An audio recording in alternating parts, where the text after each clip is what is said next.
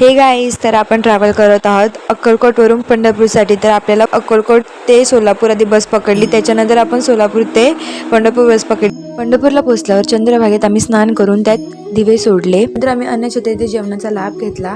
रात्री क्रेविंग झाल्या म्हणून आम्ही मॅगी बनवली. गजानन महाराज म्हणतात आम्ही 2 दिवस स्टे केलं होतं. तिथलं परिसर खूप अद्भुत आहे. तिथे राम मंदिर, तसेच विठ्ठलांची खूप मूर्ती, रामकृष्ण मंदिर सर्व तिथे बघण्यासाठी आहे.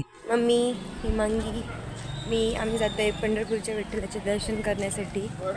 आणि आपली पब्लिक पुढे मला दाखवते, दादा, पप्पा आणि दीदी. पांडुरंगाच्या दर्शनाआधी आम्ही भगवान श्रीकृष्णाच्या मंदिरात गेलो होतो. तिथे दर्शन केलं.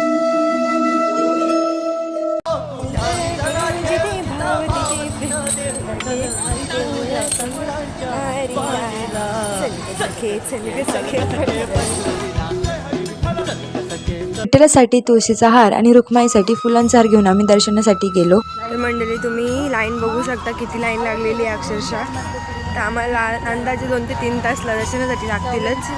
मंदिरात फोन अलाउड नसल्यामुळे आम्ही तिथे शूटिंग केली नाही. आजूबाजूच्या परिसरात फोटो काढल्यानंतर आम्ही विष्णूपदकडे दर्शन करण्यासाठी गेलो. तिथे विष्णूचे पायांचे ठसे उमटलेले होते आणि हे आजूबाजूचा परिसर. उसाच्या रसाचा आस्वाद घेऊन आमची सवारी पुढे निघाली गोपालकृष्ण मंदिराकडे.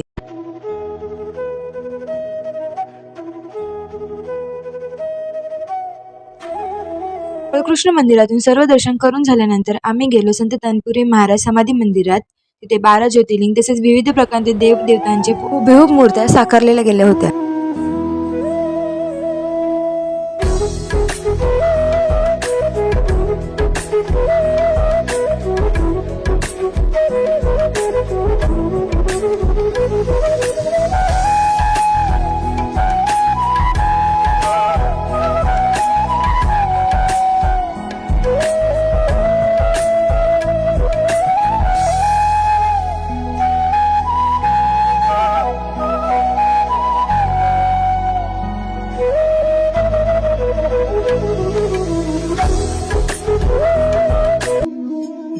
पुढचा नेक्स्ट ब्लॉग बघण्यासाठी स्टे कंटिन्यू. बाय.